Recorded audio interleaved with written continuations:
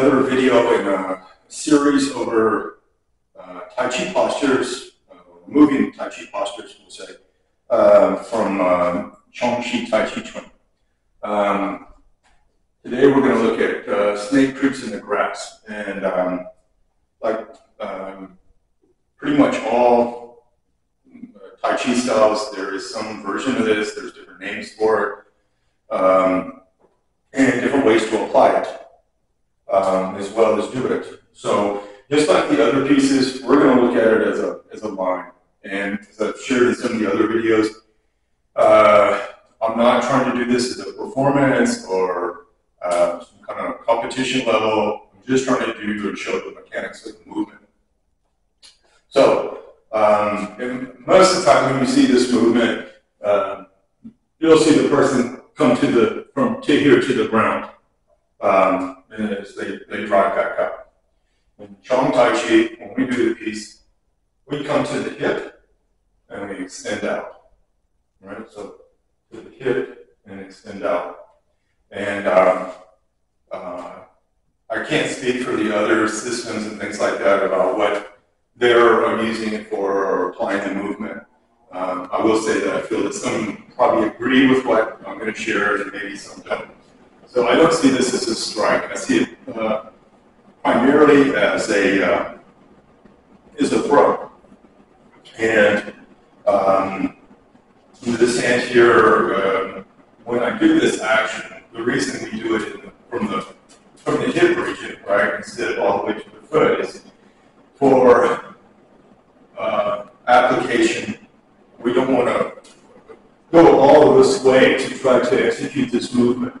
We want to be able to come underneath the person's upper leg so that when we do this movement, we're able to lift the person over, right? So if you think of it like this hand is grabbing his arm, and literally you're pulling his torso onto your back, right?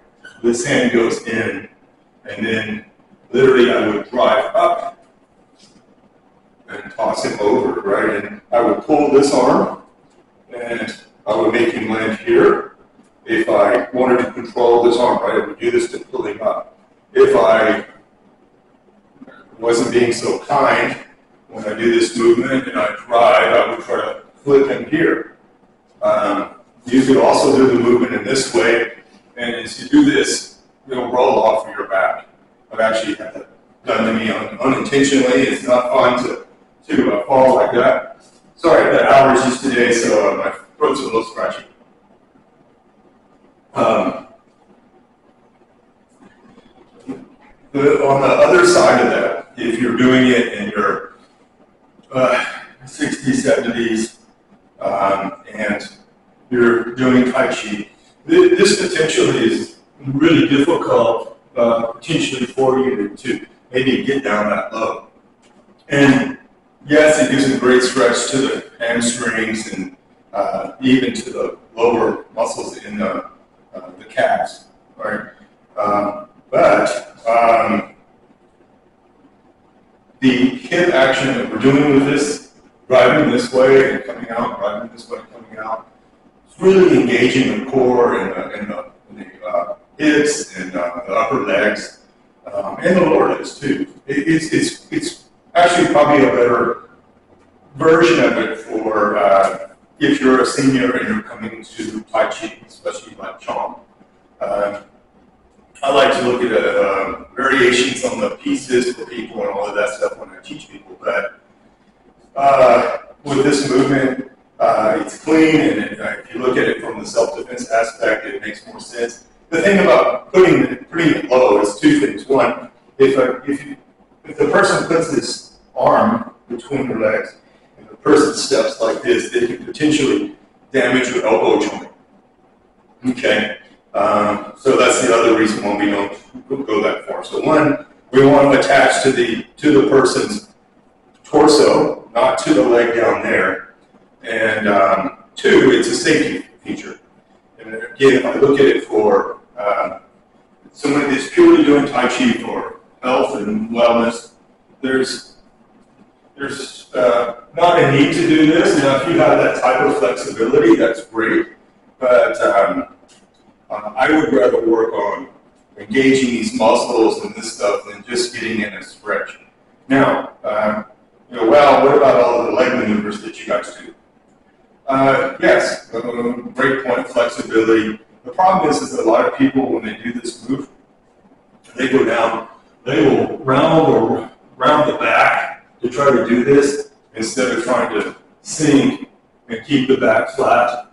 And it can create, we'll say, maybe potentially bad habits. They're so concerned about getting down there to touch, touch and to glide this arm down the leg that they will sacrifice their posture. And so we don't really want, we don't want to do that. Now, I wouldn't want to teach somebody and get them to potentially hurt their back by doing something like that when it's not needed.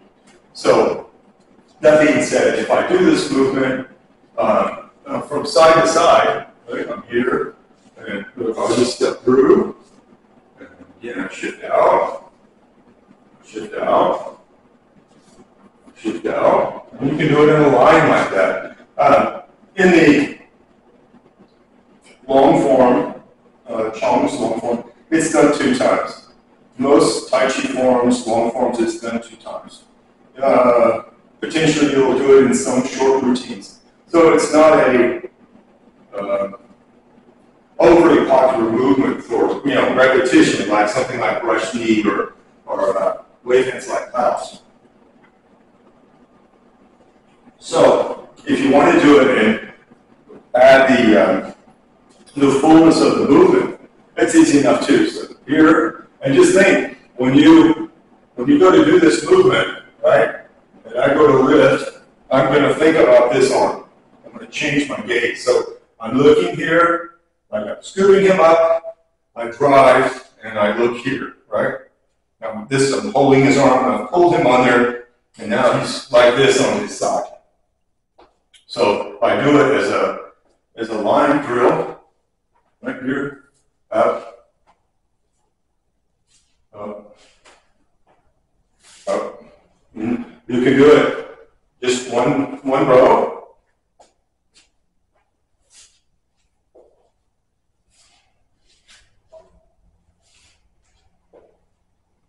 Again, you can change from side to side.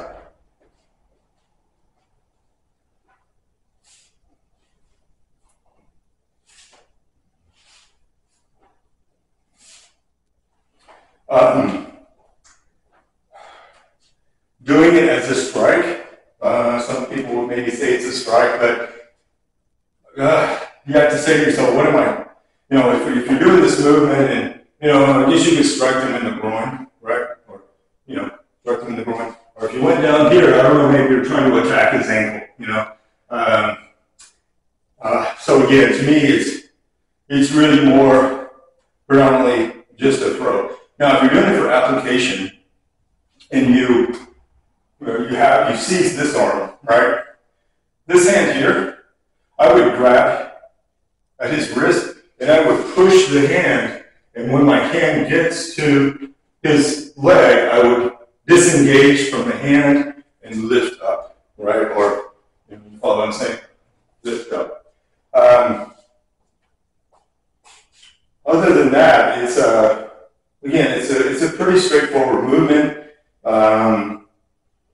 It's a good piece to practice because you would go from a high line to a real low line.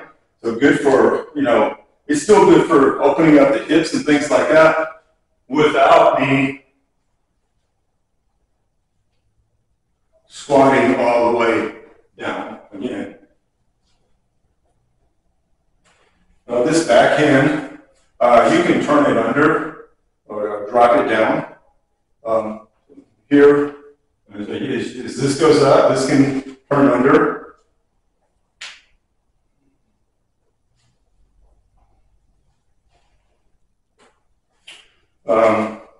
But beyond that, that's about it for this posture. If you watch some of the application videos or some of my squat job videos, you will see the movement there as well, and how how it works and the mechanics will apply it with someone else. Usually in the forms, or in Chang's forms, it is coupled with golden rooster stands on one leg. So once I've completed this action and I come here, this drops and the hand's going to come up like this. He drives this up, and then this comes up. All right, like that. Here, here. And this is a great piece just to practice onto itself. Here, and drive up. Here, and drive up.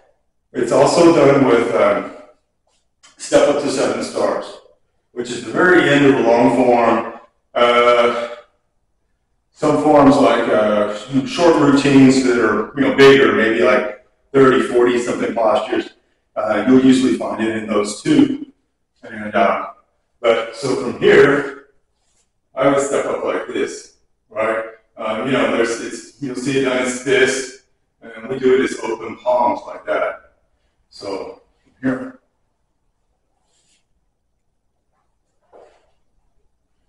And this is a good move to practice too. Just here, and you can do it as, again, as a line. You can come up on the heel or the toe. This.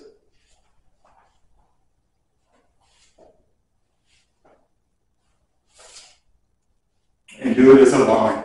So, anyway, I hope you liked the video. Again, it's kind of short. Not a lot of content on this particular posture, but again, it's pretty specific. And like some of the striking pieces or the kicking pieces are the same way.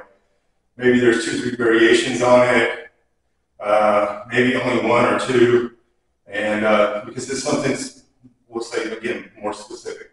So anyway, thank you for watching the video.